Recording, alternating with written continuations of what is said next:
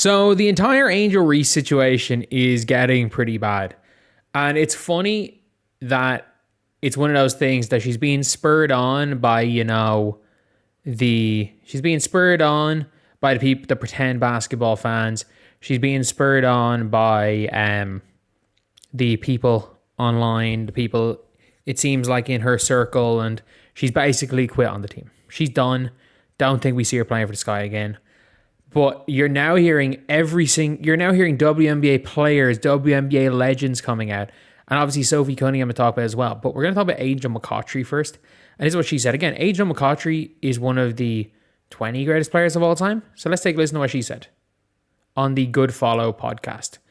So obviously it's on the Good Follow podcast here, shared by Ken Swift. And yeah, let's take a listen. Took a few notes. Like the missteps for me, timing. I think this is an easier message to digest in the off season, not in season. And I think everyone kind of understands that. And I think when it comes out, the Courtney Vandersloot thing, and like, she went way too specific. She was like, we need this, we need this, we need this. And it mentioned the type of players that she needs, which aren't the type of players on her team. And in some cases are the type of players on her team. She basically is just implying that her teammates stink. And also, it's a lot easier to do in the off season than in the during the season, because in the off season, at least, whoever comes back next year, she can always go, oh, I wasn't talking about you, I was talking about them. Oh, no, Beck Allen, I wasn't talking about you, I was talking about Kia Nurse. No, Slew, I wasn't talking about you. Oh shit, I mentioned you by name. I was talking about HVL. Season. Boom.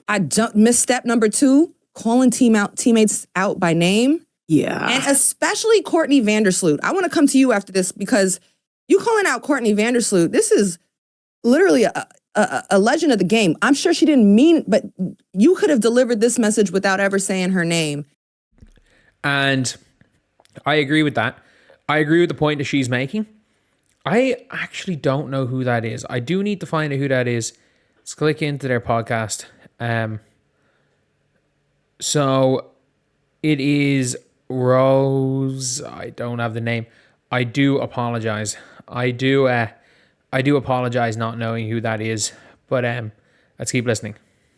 And this is literally someone who is a 2-time champion. In fact, has brought a championship to the very organization that y'all are playing on. She has literally delivered them, the Chicago Sky, a championship. You are a second-year player. Yes. There is a nuance about how you need to speak about someone that great, even if they're at towards more of the latter part of their career.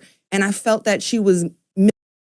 It would be like Wemby coming out and saying, basically, the San Antonio Spurs haven't put me in a position to succeed. We need a new point guard. Chris Paul's not good enough anymore. Like, it's basically like them doing that. Missing the respect factor there. Can I say this, Ross? To the young players, we don't mention age to us legends, okay? We know we're getting older. We don't need a reminder from y'all. Let me tell you this. I used to tease Swin Cash and them, Sue Bird, like, y'all still stretching over there? Come on. And then I had Kelsey Plum and them teasing me. I'm like, wow, look at this reverse thing. Because you're going to get old one day, and you're going to see how it feels when you're trying to come back. We're trying to get our bodies together. But like you said, she's a legend. You respect your... And with Angel McCarty, you can see that it's kind of like, what she's taking it from is she's agreeing with the point being made that, yeah, it was a bad time. I think everyone, even the fans of Angel Reese, should admit it's bad timing. And by the way, I don't think anyone has made the argument that what Angel Reese said is wrong. You just don't do it publicly. Like, for example, we've all been on sports teams where somebody stinks on the team and they shouldn't be on the team. You don't call that out publicly. You don't to their face let them know that. Because as someone who has been that player, like when I played quote unquote pro basketball in Ireland, I wasn't good. Like, I was 18 years old. We were fighting relegation, and we had a bunch of guys in their late 20s, early 30s, and man, I wasn't good enough to be on the floor. Heck, there were times I probably made practice worse. And like, whatever about it, knowing that yourself, if you're struggling, imagine having one of the better players in your team. And I'm not talking about like for the vets, but for like a HVL or for a Maddie Seeger or Maddie Westbelt. One of these players that are some of the better players in the team, having one of the players getting minutes essentially implying you stink. Like, it doesn't do good for confidence. It really doesn't do good for confidence. And obviously, you know, the whole respect legends. We heard it last year, everything about the respecting legends. And I mean, legends of the game like Angel McCarty would want that. But Sophie Cunningham said made a kind of similar point. And look, I fully agree with what Sophie Cunningham says as well. We have to get good players. We have to get great players. That's a non-negotiable for me, which is why the team gave her the little tough love. I'll let you go first here. Not great. And I also do want to say this. I'm never one for saying that the best player on a team is fully to blame if they underperform, because it's dumb blaming a player that is lesser teammates. But if you are meant to be the leader of this team, if you're talking like you're the leader of this team, you're out here talking it up like you're the leader of this team, and there's no effort, that's on you. A lot of the flaws with the Sky, if you believe you're the leader of this team, and she 100% believes she's the leader of that team, then some of it's on you. Yes, some of it's on the coaching staff. Yes, a lot of it's on the other players. Yes, it's only a small percentage on you. But if effort isn't happening and you're meant to be the leader, it's on you. Partially. It's partially on you too. Like, nobody's blameless, including Angel Reese for that. Albeit, when we go down the list of things to blame, Angel's definitely on the lower end. But like, Angel's more to blame for the Sky stinking than some of the players that she says suck. Or that she implied suck. Like, Angel is more at fault for the Sky being garbage than Courtney Vandersloot. Even though Sloot got injured. Like, what other player were the Sky going to get in free agency to run the one that was going to change anything? Nobody. I actually don't think there was a better point guard for the Sky that they could have gotten. Because by the time they had gotten Courtney Vandersloot, Wheeler was gone. I don't think they were after Erica Wheeler.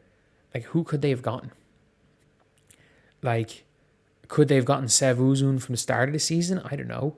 Who, by the way, is better than Sky fans give her credit for. He's not great, but better than Sky fans give her credit for. No, that's not great. And like, I get when you're losing and it's been a frustrating season, like everyone is feeling those emotions. And when I say everyone, like, it's not just her. Like, I'm sure her teammates feel it, her coaches feel it, the organization, the fans, like literally everyone feels that. And there's some things that there's just some things that you just can't say. And I think one of my biggest things is I'm a very team first person. Like, I always put the team before my feelings. And I think that should be a standard. And so you got to protect your locker room. And so you just can't be saying everything you're feeling, because that just is not a good look. And then your teammates feel a certain way and that causes division in the locker room. So it's just protect your. Ironically, there is no division in that Chicago Sky locker room. They're all against Angel Reese, it seems. Cardoso is the only person she seems to have spoken to since she made those comments. But at the end of the day, like, what's the point in protecting a locker room if you don't want to be in that locker room anymore? Whether that be everybody getting traded or you getting traded. There's no point protecting a locker room if you don't want to be there anymore. And that's the thing when it comes to Angel Reese, is she is torpedoing, like, she is burning down. She's not just leaving Chicago Sky. She's not just going to get a trade request. She is burning it down. And the not refusing to play right now is not good either. But yeah, all around, it's a not great situation for anyone involved. So anyway, that's the video. Thank you guys for watching. Please like, comment, and subscribe.